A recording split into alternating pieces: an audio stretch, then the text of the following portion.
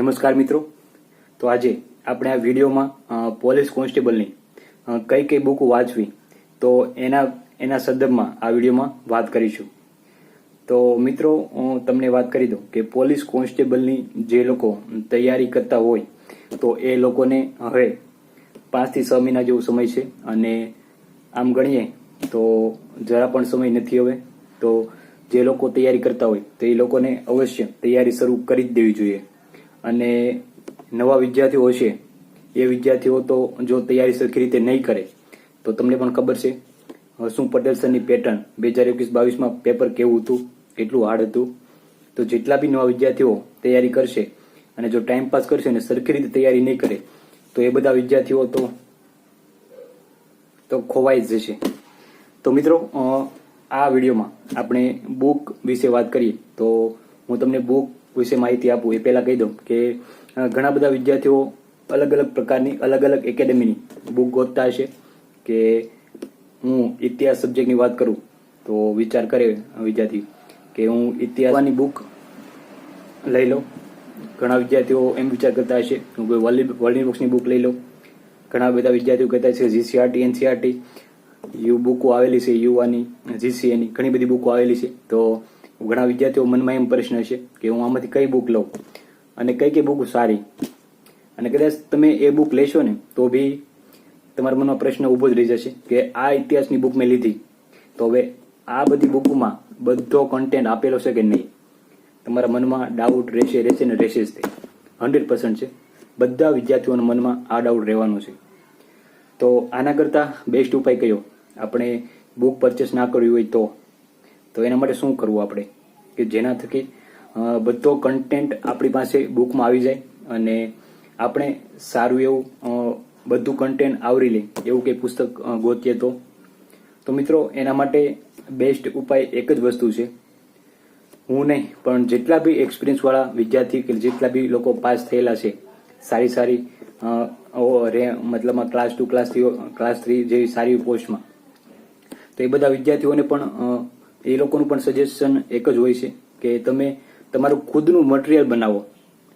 તમે એક blank પેજના spiral કરાવી શકો, અથવા તમે બ્લેન્ક પેજનો એક મતલબમાં તમે એક તમારી રીતે એક જે હું તમને બતાવવાનો છું એ રીતે એક બ્લેન્ક મતલબમાં દોરો બાંધી અને તમે એક આખી એક બુક બનાવી શકો છો.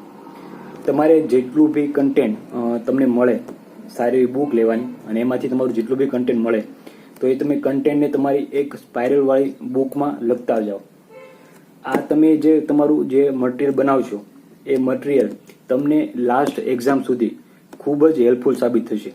જ્યારે પરીક્ષાના છેલ્લા દિવસો હશે, તમે અત્યારે ઇતિહાસ વાંચશો, કારણ કે તમને બી ખબર છે કે હવે ઇતિહાસ, ભૂગોળ, સાંસ્કૃતિક વારસો બધી વસ્તુ જીપીએસસી પેટર્ન પ્રમાણે પોલીસ કોન્સ્ટેબલમાં પૂછવાની છે. અને સીધા વિધાનો જ આવશે, 4, 5 વિધાનો. ખબર નહીં પડે શું પૂછેલું છે અને ટીક કરશું એટલે અટવાઈ જશું. એના માટે કેટલી બધી મહેનત કરવી પડે એ તો તમને બધાને ખબર જ છે.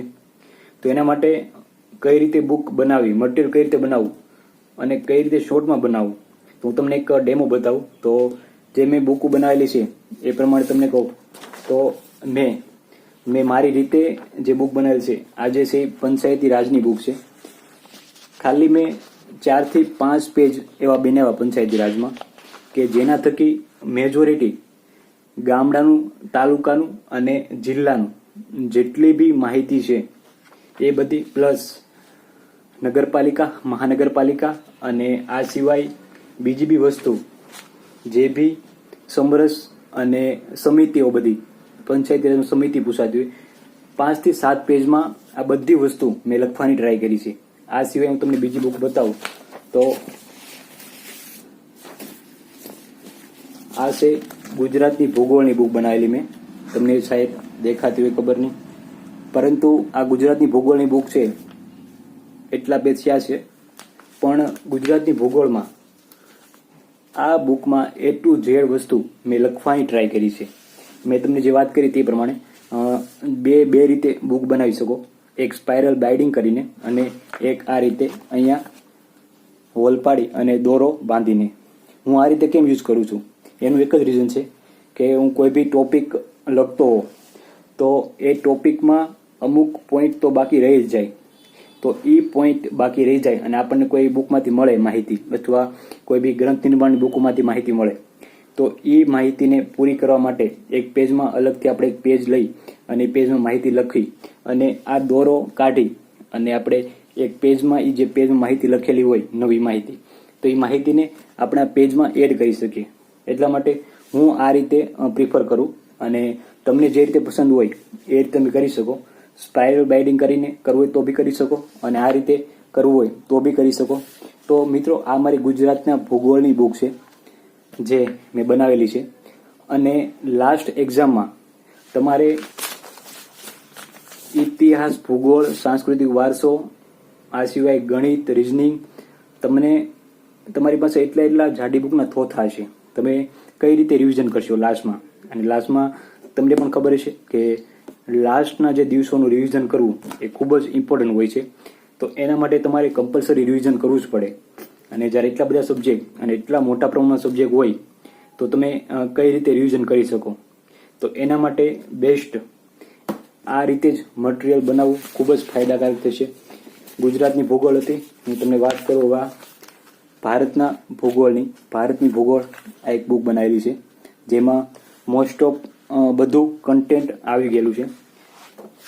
એમાં મેં જીસીઆરટી, એનસીઆરટી પણ લખવાનો ટ્રાય કર્યો છે, જેના થકી મારે કોઈ બી વસ્તુ બાકી ન રહી જાય અને જ્યારે હું રિવિઝન કરું ત્યારે બધી વસ્તુ આમાં કવર થઈ જાય બુકમાં.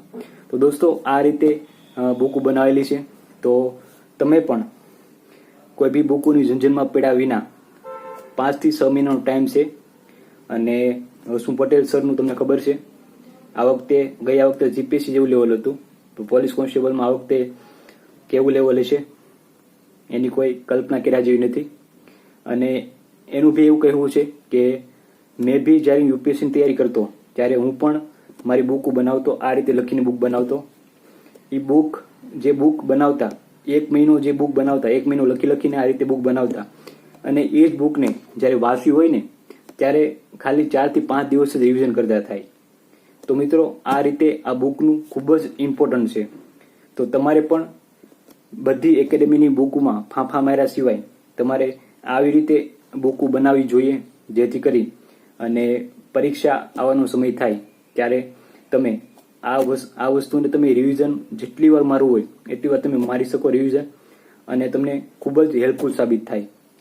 અને આ સિવાય પોલીસ કોન્સ્ટેબલ માટે જીપીએસસી, યુપીએસસીનું મટીરિયલમાંથી જ મોસ્ટ ઓફ પ્રશ્નો આવતા હોય છે.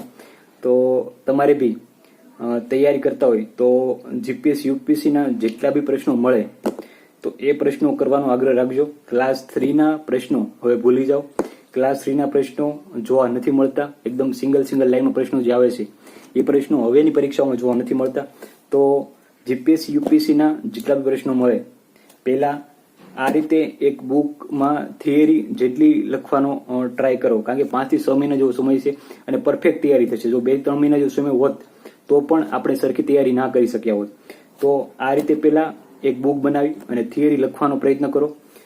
જેટલી થિયરી લખાઈ જાય બધી, ત્યારબાદ એની બુકમાં જો પ્રશ્નો લખવા હોય તો પ્રશ્નો બધા ટોપિકના જીપીએસસી, યુપીએસસીના જેટલા બી પ્રશ્નો જોવા મળે તો એ પ્રશ્નો લખવાનો પ્રયત્ન કરો.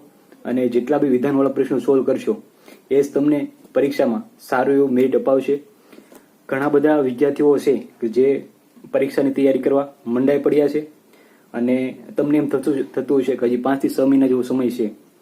માણસોના 4-4, 5-5 વર્ષ વયા ગયા છે તો બી પરીક્ષામાં ખબર નથી પડતી, એમસીક્યુમાં ટીક કરવામાં. તો 5 થી 6 મહિના જેવો સમય છે. તો આ સમયને પૂરેપૂરો યુટિલાઇઝ કરવો પડે.